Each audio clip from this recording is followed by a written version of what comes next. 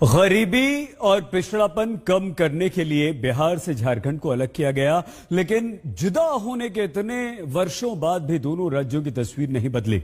झारखंड को centre for monitoring Indian economy ने बेरोजगारी के मामले में हरियाणा और राजस्थान के बाद तीसरे नंबर पर रखा है, तो बिहार को चौथे नंबर पर।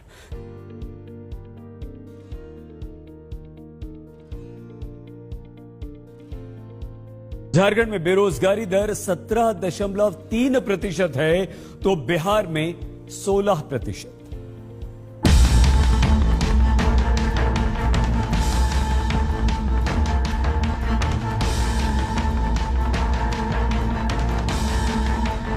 जो झारखंड प्राकृतिक संसाधनों से भरपूर है, जो झारखंड 5 लाख रोजगार हर साल के वादे को सुनकर हेमंत सोरेन को मुख्यमंत्री बनाता है, उस झारखंड एम्प्लॉय एक्सचेंज क्यों सुनसान पड़े हुए हैं?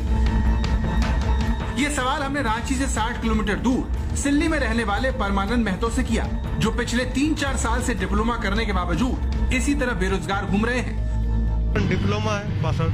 डिप्लोमा है? हाँ। कितने दिन से पास आउट है? 2018 15 to 18 बैच के थे। अभी तक जॉब कहीं नहीं लगा? नहीं लगा है, वही सिलसिला में आए हुए हैं। झारखंड में 7,32,000 से ज्यादा बेरोजगार हैं, जबकि सरकार के अलग अलग विभागों में 3,29,000 पद रिक्त पड़े हैं। सबसे ज्यादा 1,04,000 पद स्कूली शिक्षा विभाग में रिक्त हैं, तो गृह विभाग में 73,938 पद खाली पड़े हैं। तीसरे नंबर पर स्वास्थ्य विभाग है, जहां 35,322 पदों पर नौजवानों को रोजगार दिया जा सकता है। रजिस्ट्रेशन कराने के लिए उम्मीद है कि कुछ होगा, यहाँ से नौकरी वगैरह लगेगा? हाँ, उम्मीद है, इसीलिए तो आए हैं। 2019 के चुनाव में बेरोजगारी को मुद्दा बनाकर ही हेमंत सोरेन मुख्यमंत्री बने थे।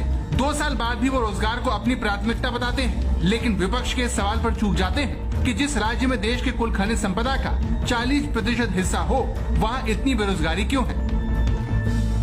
इस बार हम लोगों ने बड़े पैमाने पर सभी विभागों की नियुक्ति नियमावली बना ली है और अब बहुत जल्द सभी विभाग तेजी से नियुक्ति ये निकालेंगे।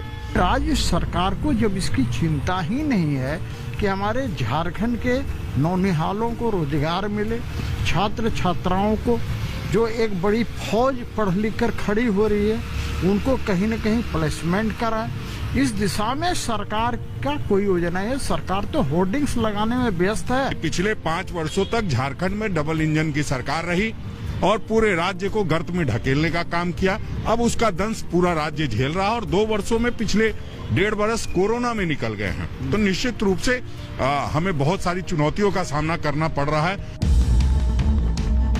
दिलचस्प बात यह है कि साल 2021 को हेमंत सोरेन सरकार ने नियुक्ति वर्ष के रूप में मनाया, मगर पूरा साल गुजर जाने के बावजूद दावा है कि नियुक्ति नहीं हो पाई। उल्टे झारखंड लोक सेवा आयोग परीक्षा में अनियमितता के इल्जाम से सरकार की बदनामी हुई।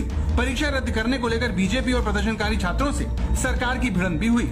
इस सारे विवाद से उन लोगों की नियुक्ति पर भी अड़ंगा फंस गया जिन्होंने इम्तिहान को पास कर लिया। ऐसे ही एक नाराज बेरोजगार देवेंद्र ने जेपीएससी का अंतिम संस्कार कर अपने सिर को ही मुड़वा लिया। ये जो जेपीएससी देख रहे हैं, भ्रष्टाचार का अड्डा और कचरा का डब्बा बन गया है, इसलिए ये इसका हत्या हो गया। इसका हम लोग 60-62 दिन लगातार कड़की ठंडा में हम लोग आंदोलन किए, लेकिन ये सुना नहीं, तो सुनेगा कहाँ? इसका हत्या हो गया है। आखिर कितने दिन? ये सवाल यक्ष प्रश्न बन गया है पेरेंट्स के सामने, और इसको लेकर वो बेहद चिंतित हैं कि आखिर कब रोजगार मिलेगा, झारखंड में एम्प्लॉयमेंट का विस्टा कब खुलेगा, एम्प्लॉयमेंट का द्वार कब खुलेगा, और बेरोजगारी दर जो आसमान छू रहा है महंगाई की तरह, वो कब नीचे आएगा। सरकार से निराशा बेरोजगारों को झारखंड हाईकोर्ट ले गए, जहां करीब 16,000 पदों पर बहाली के मामले लंबित हैं और बेरोजगारों के नसीब में इंतजार ही आ सका है। झारखंड की तरह बिहार में भी नौजवान अपनी नियुक्ति के लिए भटकने को मजबूर हैं।